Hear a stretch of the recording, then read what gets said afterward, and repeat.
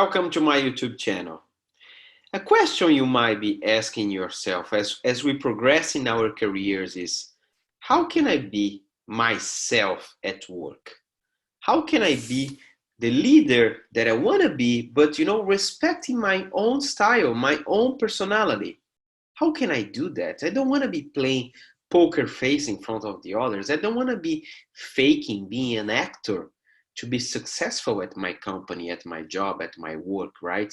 I want to be myself. I want to be the best version of myself. So, in other words, how can I be a leader that has freedom and joy in my work?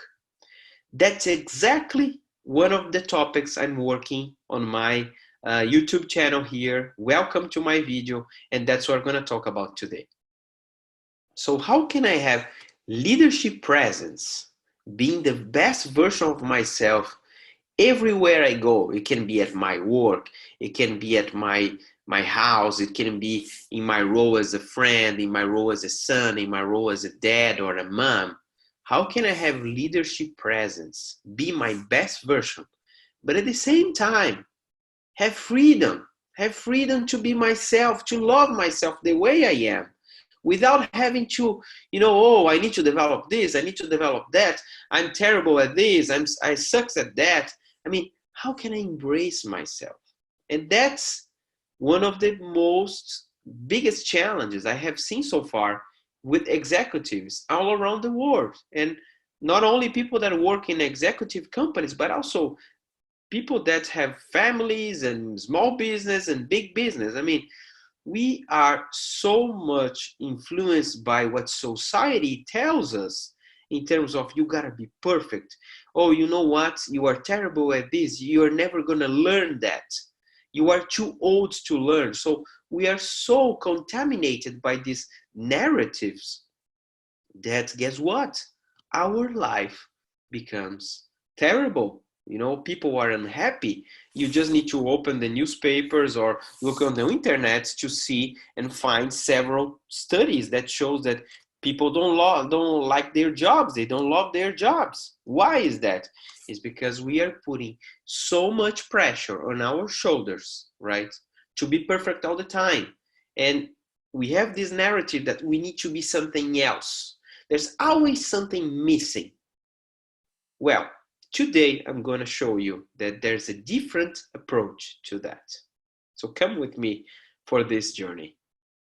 So we will start our journey talking about a way of seeing your lives with different eyes, right? It's almost like me, like if you wear glasses. What if I change my glasses? What if I change the lens on which I see the world around myself? And I love the sentence here because for me, it's really about that transformational change that is going to bring long-lasting joy and freedom. It's not necessarily to do a revolution. It's not necessarily to quit your job or to live in Tibet in a cavern there or to become a monk. Not necessarily that. I mean, you can continue to have pretty much the same life you have today, but taking small steps and daily steps to live a different life. So looking at your current life with new eyes, that's really how we start our transformation today. So let's talk a little bit about why things are not working the way they could be, right? So it all started about 250 years ago when we started with this traditional approach. Okay, how do we get what we want? And that's something that we learned since we are children, since we go to school, right? So if I want to be successful at a test or if I want to get an A, I need to study, right? I need to dedicate, I need to put a lot of effort to learn to take the test and be successful at the test. So, and there's nothing wrong with that. So if we want to lose weight, obviously, okay, we need to exercise, right? So it's this approach is really around, okay, I want that kind of results and I need to develop certain types of actions, right? If the actions I developed give me the results that I want, perfect, that's working well. If not, I have a feedback system on which, okay, you know what? Maybe it's not only about going to the gym. I also need to change my diet, or I need to go to the gym more times, more days over the week. So we change the actions to get the results that we want, right?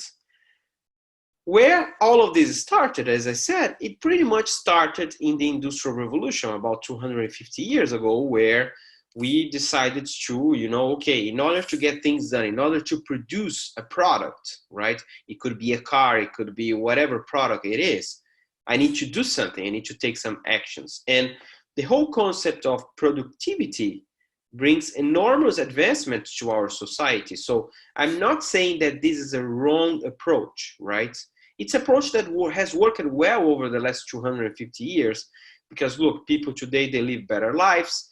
They have definitely an average person, an average income person today has a much, much better life than a person in that situation 200 years ago, right? But we also take the same approach in business. So, okay, if I want to grow my brand, if I want to sell more cars, right, I need to build actions. Those actions are strategies, tactics, business plans, and all of that, right?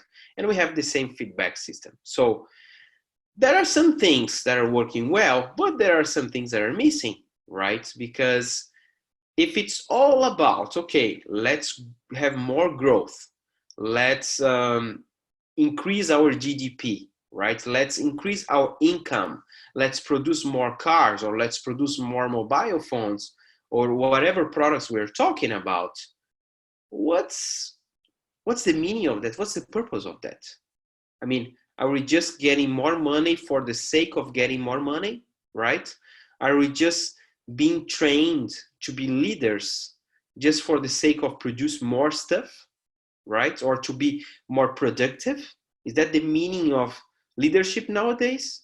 How can I be more productive, and how can I make other people more productive? I think the meaning of leadership, it's far beyond that. It goes much more beyond that.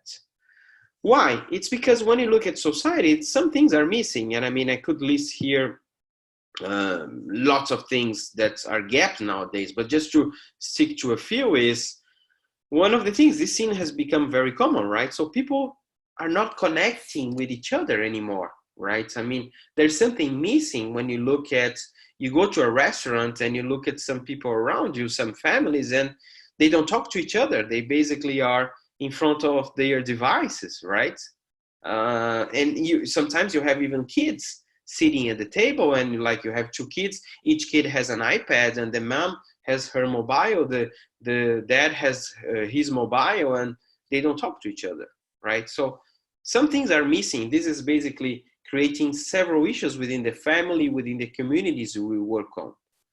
Not to mention also the work environment where people are addicted to multitasking, right? And even like this whole narrative that, look, multitasking is actually good. If you don't multitask, you are not productive enough. I don't really believe on that, right? And one of the reasons I don't believe on that is the chart you see here. Basically, that's from the United States, but I could get this. For example, I have the same chart from Japan, which is a very different country, very different culture from the United States. It's exactly the same picture, right? So over the last decades, the income, the personal income has grown dramatically, right? On the other hand, the happiness level are pretty much the same. They're stable, right? So what is missing? What is missing? Let's look into that. We need a new approach, right? As we come into the 21st century. And the new approach, it's not only about, okay, I want to get some things done. I have my goals in life. That's perfect. But how can we really make these things happen in a way that gives me freedom and joy? I don't want to suffer to get the things that I want, right? It doesn't need to be all suffering. It doesn't need to be all, you're gonna kill yourself of working 16 hours a day. It doesn't need to be all the time stress and pressure from the boss, or you putting pressure on your team, right? There's a different approach. What is different approach? So I start with my goal, my results. Okay, in this example, I want to lose weight. Instead of jumping into the actions we got to do to lose weight, we're going to start with the person. We're going to start looking at who is this person? What's the story of this person? And then we're going to take the actions that are going to drive the results. So let's deep dive into that. Why is it important to start with the person, right? And how in the work that I do with leadership presence and ontology, how we look at the person. It's basically because the person was created in a particular environment, in a particular decade that this person was born, in a particular country that has a culture, that has a social narrative for that particular country. That person was created with a special type of family, right? And this family had particular types of relationships. All of this drove this person to see the world in a particular way, right? And how this person sees the world is going to create the conditions for her or for him to take certain actions. And those actions are going to create certain types of results, right? So let's deep dive a little bit on that. So how do we define leadership presence? And how do we show up in our best versions? That's exactly the work I do through ontology. So ontology is the study of how we show up, basically in three aspects: the mind and everything that is here, thoughts, narratives, cultural discourse. So the narratives that the culture of the country where I was born presented to me, right? So for example, I was born in Brazil. Some narratives from the Brazilian culture are very different from the narratives from the United States or from Japan, right? I need to take that in consideration because since I was a little boy in Brazil back in the 1980s, I start to hear those narratives. So everything related to the narrative stories, our inner voices, the things we tell ourselves, is what we consider the mind. The emotions, very important domain for us to look at how we show up, how we bring the best versions. Okay, so which type of emotions do I have now? I mean, how my emotions are connected or are not connected with the things that are here in my mind, right? And the body energy. So when I put all of this together, what's my body energy? Am I excited? Am I motivated? Am I tired? Am I with lack of energy, excess of energy? How is this showing up to other people? You know, when I go to a meeting and people look at me, look at the way I walk, the way I sit, the way I talk, do they think am I an aggressive person or, you know, a relaxed person? So what's the impact of my body energy in others as well? And by the way, I have those two pictures here because it shows this work can be done on an individual level, right? Through facilitation, coaching sessions, but it can also be done at a team level, at a group level, right? Because the whole development of our leadership presence can be applied also to the team. So what's the emotional state of the team? What's the narrative of the team, of the group? Like, do they believe in the brand or they don't believe in the brand? Do they believe in the company or their inner voice is, okay, I just need to keep my heads down and get the work done? All of this, it's the work I do through leadership presence and ontology. So when we get to that point, we get to a situation where we are coherent. So we figure out our coherence here. And coherence in this case means my mind, my thoughts, my emotions, and my body energy are aligned, right? And therefore I have my best version, right? I have peace, and you can call that God, you can call that energy, motivation, but everything is working together. So I have an idea, I want to do something. My emotional state is always also going that direction, and my body energy is also going that direction. On the other hand, many times, majority of us, we show up like this, right? Because since we were kids, we were taught that, look, the mind is the most important thing. So you got to think, because if you think, you're going to find out the solutions here. So our mind, we are usually educated to be a genius of the mind. We know how to do calculations. We know how to write very early in our lives, like 4 or 5 years old. We already know how to write, how to spell the letters. We become genius here, right? And we have this social narrative that the mind is more important than the other things. Emotions, what are emotions? Come on. Don't cry here. Come on, boys, don't cry. Or are you going to bring emotions to the corporate world? I mean, come on, you are a weak person. Don't do that. Just show me the data. Just show me the business plan. So we tend to, do not give any value to our emotions. And our emotions, of course, they suffer. They suffer and we don't know how to deal with them. And body is, do I have a body? I mean, come on. What is my body? I mean, I have the impression I don't even have a body. Just my mind is okay. And I walk and I drive and I go to the supermarket and I do all those things. And I just stay here all the time. I mean, I don't even pay attention. Like, have you guys had that situation where you say, you know what? I drove to the supermarket. I came back. I bought all this stuff and I'm putting now on the refrigerator. And I don't even know how I got there because I was thinking about something else all the time, right? So that's what we call lack of coherence, lack of alignment. And we can also call that like pain, suffering, concerns, disease, and all of that. Unfortunately, that's the way we show up most of the time in our lives because we were created that way. But the work I do through leadership presence and ontology is really focused on how to change that situation. So that's a key question. Okay, Daniel, I got that, but how do I change, right? I want to start my process. And here I'm talking about change, but that's a topic for another video. I prefer to offer you the narrative of expansion because change implies that, oh, there's something wrong with me and I need to change. There's nothing wrong with you, right? You already have so many lights, so many talents. You already have perfect things within you. How do you keep those beautiful things you have, but at the same time, you expand yourself to embrace other skills, to learn, and it's never too late to learn. So you can start this expansion through the mind, you can start through the emotions, and you can start through the body. That's what you can do, definitely.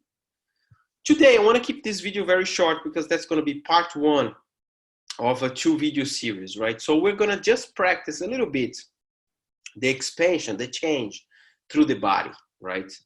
And I discovered this exercise on the internet, which is it's a nice one. It's a funny one, but I want to offer you something here. So most of our change, most of our expansion that is really effective, it starts from the body and from the emotions. Does not start from the mind.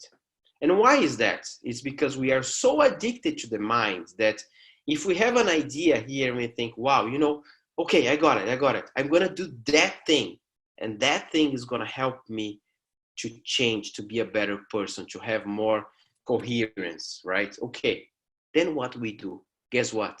We just continue to think. We just stay thinking, and we don't go to the action. Here, if you start by the body and by the emotions, you actually change, right? You go straight to the action.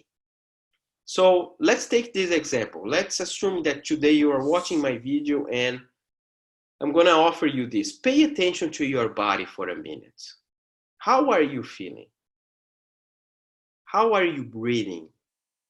How are you sitting in this chair? Are you feeling you have a lot of energy today, or for any reason you woke up a little dizzy and probably tired?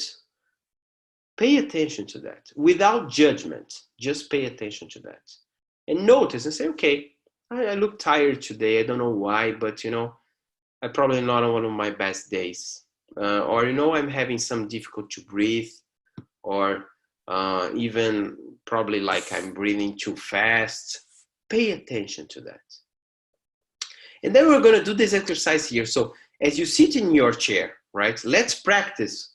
For example, let's practice the drunk posture, right? So if I'm sitting in a chair, and let's assume I'm drunk, like I have lots of glass of wine and all of that. So I'll probably be like this, I'll probably be like this and talking to you and paying attention, but also at the same time, funny, thinking about some funny things in my mind.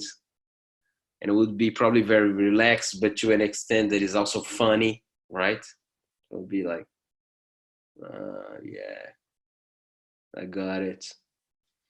Okay, now let's practice the principal's office. Let's assume you did something wrong at school and you gotta go to the principal's office, right? How would you behave? And try to remember if you were a kid, how would you behave? So probably there's a lot of tension, right? So probably you're gonna be like that. Tension and fear.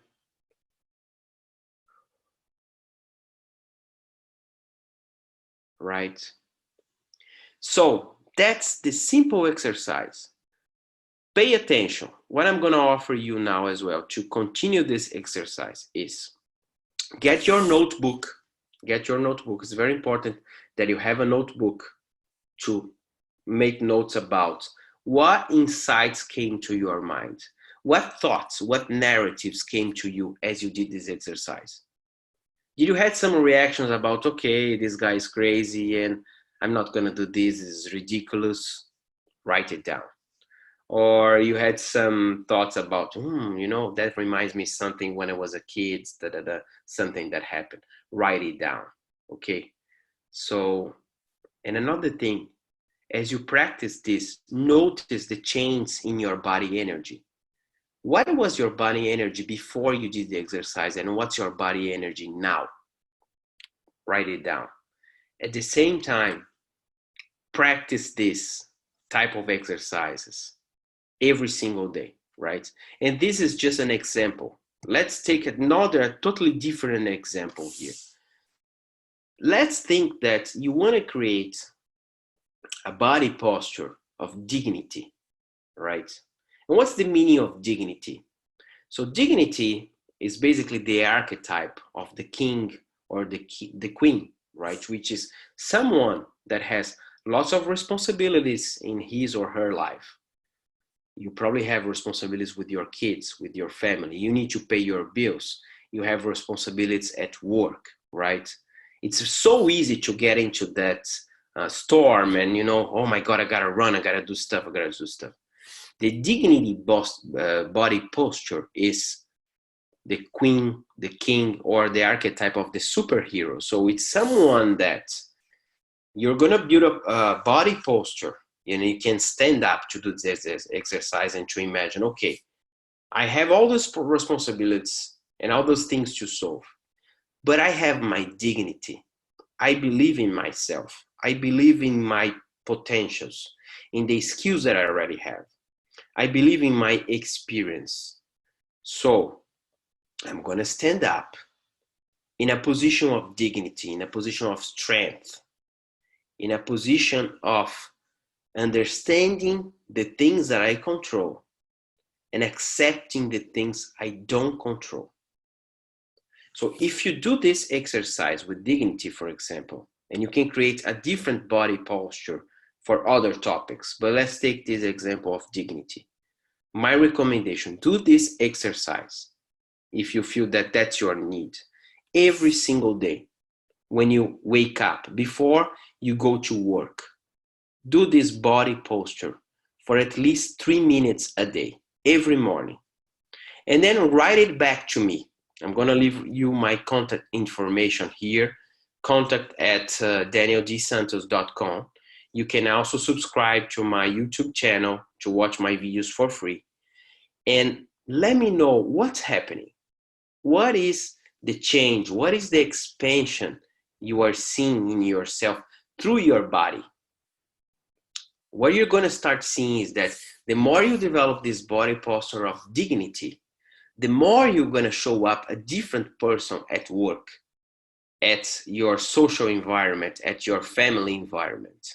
Even the way you're going to start walking, the way you're going to start talking to other people is going to show up more dignity and more clarity and more coherence. So that's my offer to you. Stay tuned, subscribe to my channel, because in a few days I will be releasing the part 2 of this video where we're going to do a deep dive on our emotions and our mind. How do I start the expansion, the change from there? Stay tuned. Thank you very much.